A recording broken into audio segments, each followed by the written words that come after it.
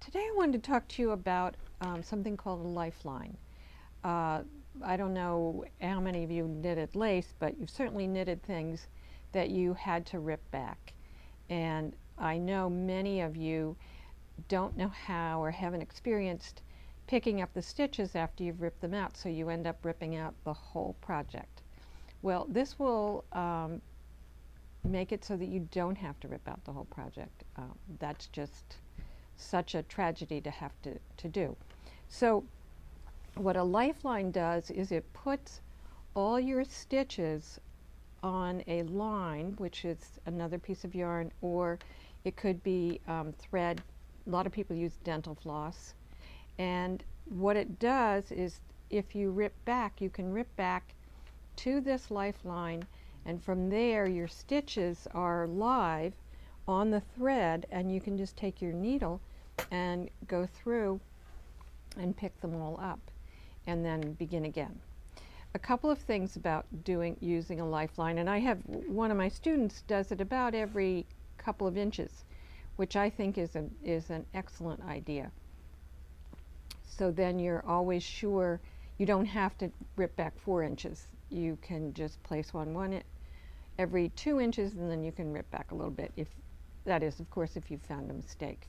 This is the Linen Summer Shawl by Joji Locatelli, and it's actually not knit by me, but by Robin. And I'm going to demonstrate how to do this lifeline. I've thread a tapestry needle. This is called a tapestry needle, if you are not familiar. And I've threaded it with a piece of yarn that is the length of my knitting. So this is the knitted piece. This is longer. I want it the length of this yarn that I'm going to put through, which is a linen, is longer, and I'm going to have a tail sticking out of each end. Now, having of course marked where you are putting in your lifeline, you need to know that. And I'm simply going, well, actually, this is on a cable, so it's easier if I just keep threading this through the stitches on the cable, because there's more room there. So I'm going to pull this all the way through.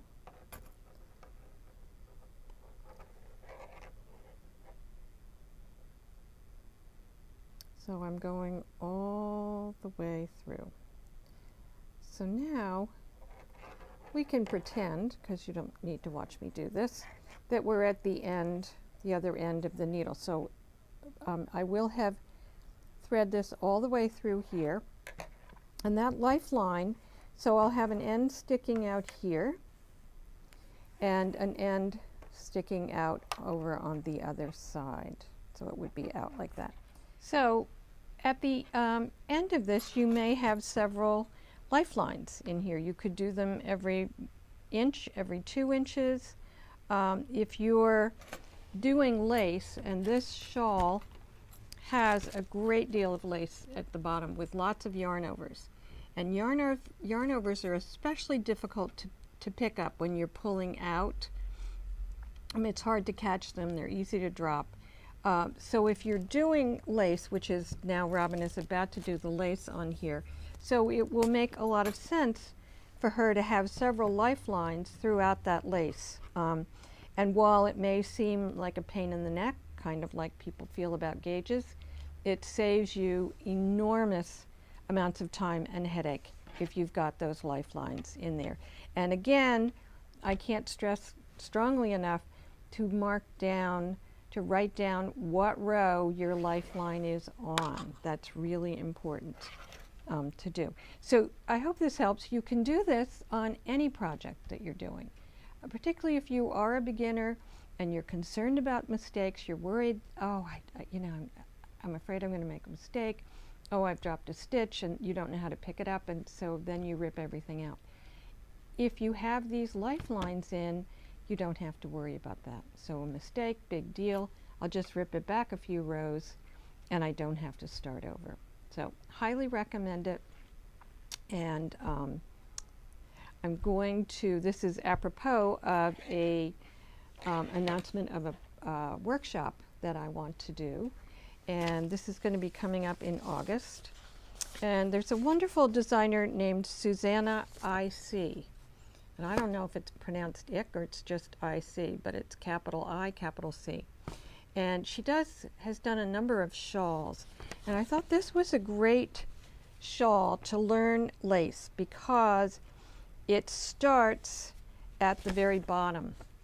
And you do all the lace in the beginning, and then the end of it is just garter and some short rows. And works up pretty quickly.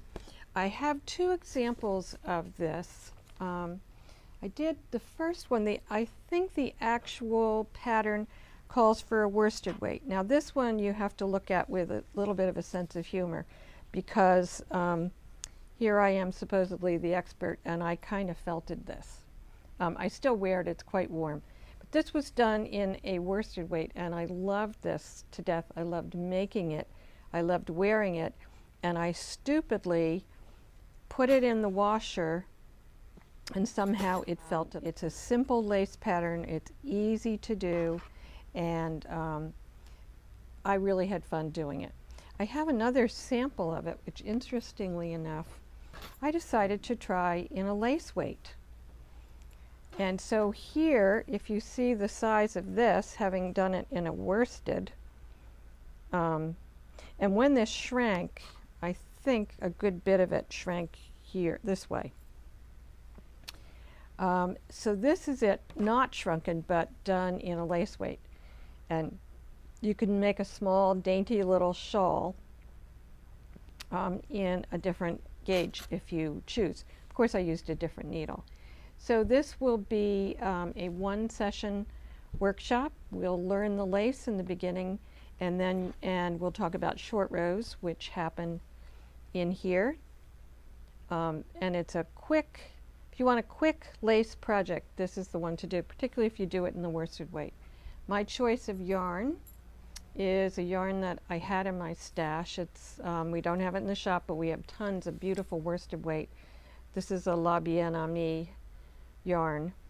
And I may change my mind by the time I start it, but we have lots of, so I recommend, we have lots of worsted weight and we have lots of DK weight. So those are the two that I would recommend.